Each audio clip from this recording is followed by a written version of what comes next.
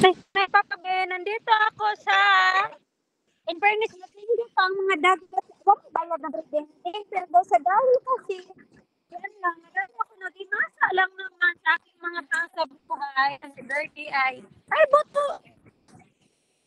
Ano kasi dito, maintain na kanilang cleanliness. O, babaji na, nagsasanbiti. Ako tulong ako sa landong. Sa dahil kasi, uy, hi there. Doon sa kinakainan ko, halo ano din, almost 1 hour pabiyahe dito. $50. Ay, nakong, kasi nga, connecting connecting dots. Naisip-isip ko talaga pero malinis lang talaga dito. Dads, may papakita ako sa iyo, Dads.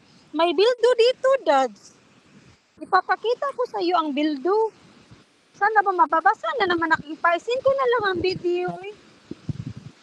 Yung bildo kasi nila dito ay iwan sa iwan. Parang mabasa na naman yung paa ko eh. Ay. Malinis lang talaga dito sa Australia eh. Pero yung dagat sa Pilipinas the best. O yan, tingnan mo. Yan. Alam mo ba ano yan? Jellyfish yan. Tingnan mo. O, see? Di mo man lang.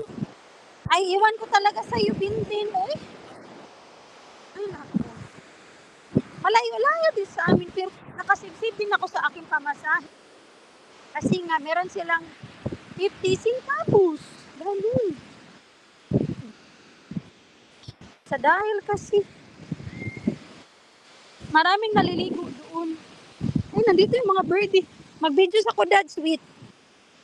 Magbi-videos muna, Cookie.